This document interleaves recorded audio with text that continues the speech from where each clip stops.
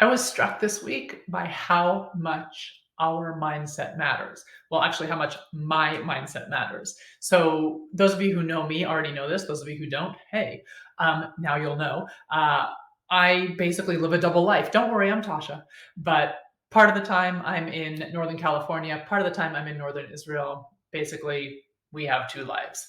Um, my boys have been back and forth. I have ripped them from schools, from friends, from lives. It's a long story. There is much beauty that has come from this life that we live, and there are challenges. One of those challenges is that their really good friends are mostly in Israel. And I have a story that I say to myself, which is my boys don't have any friends in the US.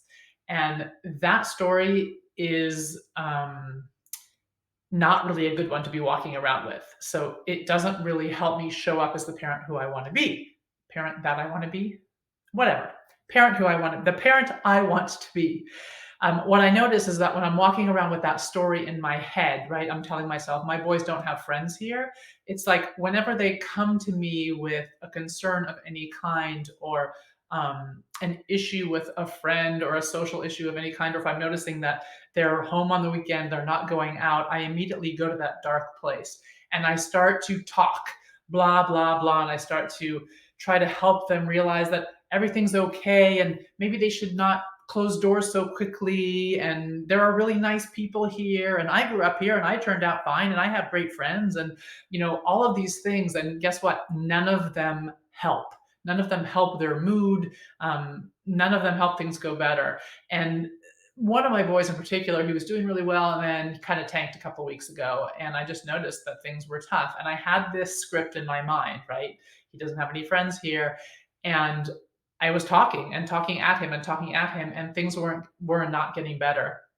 Last week, I decided to change the story that I was telling myself.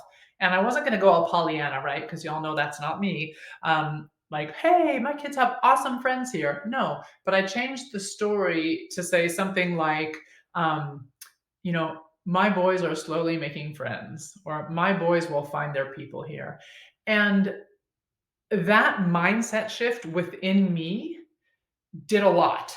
First of all, apparently, it helped me show up differently because I noticed that instead of talking at my boy and trying to convince him to feel differently than he felt and that it was okay and all those things, I was able to really meet him where he was, to stand back and to listen, to just be present. And he's really kind of done a 180. I mean, to look at him now versus to look at him a week ago is like to look at a different kid. It's not a miracle. I mean, we do affect our children, and the way that we show up and our moods affects our children. And I'm also not, you know, under some illusion that things are going to stay great for a long time. I know there are going to be ups and downs because that's life. But what I've noticed is that he has been smiling more. That last night when I was at my computer writing something from work, I heard him singing in the other room. I noticed that he's saying yes to me more than no. I noticed that he's sharing things that he's learning with me in school. I noticed that he is wanting to explore the idea of studying abroad. And I also figured out something, well, not figured out, but he told me something really, really cool, which is that he came up to me the other day and he said, or we were at dinner actually, and he said to all of us, he said, I started to do this thing where I write down a quote before I go to bed, just something that I was thinking about during the day. And it's not like exactly, a quote copied from something else, but it's maybe something that I've heard somewhere or some way that I'm feeling. And I asked him if he wanted to share any of them with us, and one of them that he wanted to share was we can't control something like we can't control the life we're given, but we can control what we do with it, or something like that. Or we can't control our situation, but we can but we can control what we do with it, something like that. And I was just taken aback. I mean, I thought like, wow, that's amazing. That's really sort of him moving into his agency, him moving out of that place of like helplessness and like it's hard here and I don't like it here and all of that, to a place of, hey, this is what it is right now. And I have the power to make it good, to make it better. All of this simply from me stopping repeating that script in myself in my mind of my boys don't have any friends in the US to, my boys are going to find their people here. And it's amazing. It's like an energy shift. I can't even tell you exactly what happened. It's not like I even wrote it down like in a place that I'm looking at it every day. I did write it down, but I'm not looking at it every day. I'm not repeating it to myself as a mantra or anything, but I just sort of made a decision. This is what I'm going to do. It allowed me to step back, stop talking at, start listening more.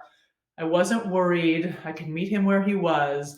And it's almost like energetically, like he felt the space to kind of like feel his way through, to notice that things are okay, to figure out how he wanted to move through his challenge himself, not my way, but his way.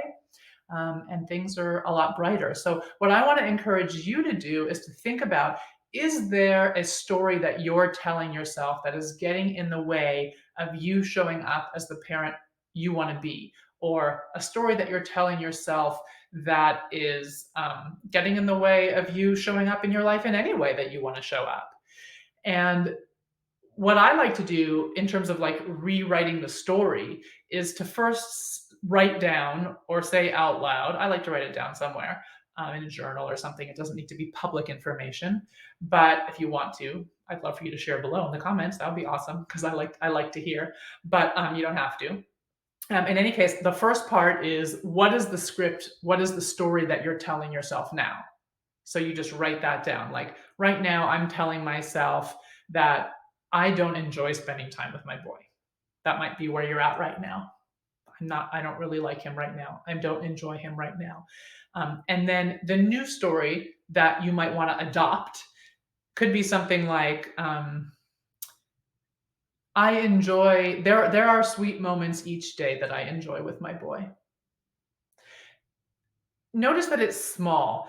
What I found, and this might not be true for you, but I don't like to get over enthusiastic. Like, um, oh, I love my boy. I just can't wait to see him when I get home from work. If that's not how you're feeling right now, that's kind of overkill. We don't need to jump there yet. But if you can shift the story from the negative to the positive, and the way that you do that is to think, or the way that I suggest you might try to do it, is to think about how you wish you felt, but just to not go overboard. Don't get too excited. Do it a small step. So something like I said, every day I find a sweet moment that I enjoy with my boy. Or there's a moment each day that I really enjoy my boy. And maybe that's only, after he falls asleep at night and you're staring at him when he's sound asleep, and you can get back in touch with that loving feeling that you have towards him. That's okay. That's your one moment. That's your new story. It starts from there. It's an energy shift. I hope this was helpful. If you haven't yet subscribed to my channel, I'm committed, or at least trying to be committed, to putting out a video each week for you all. So hit subscribe, and every week you should be seeing me show up with some little tidbit of inspiration or information. Thank you so much for being on this mission with me to create a more peaceful world, one sweet boy at a time. Bye for now.